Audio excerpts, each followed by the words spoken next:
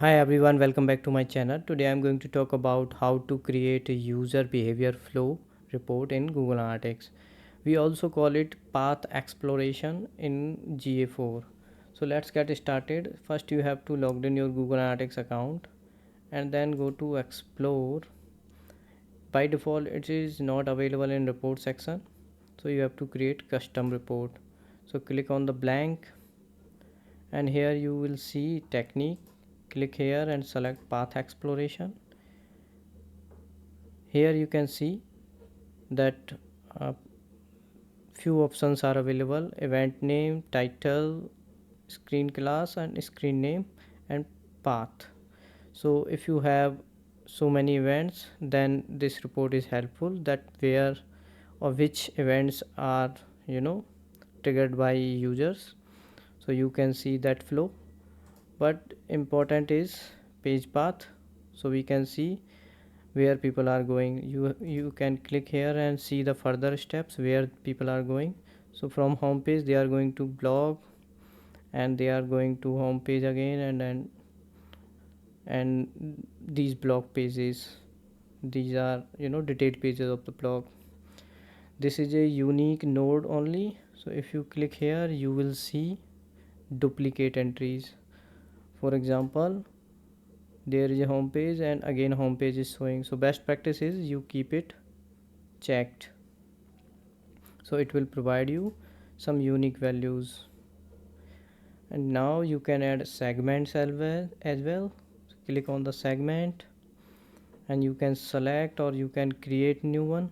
Suppose I select direct traffic and confirm it, and drag and drop here. In the segment section you have to drop it, so it will provide you direct traffic flow.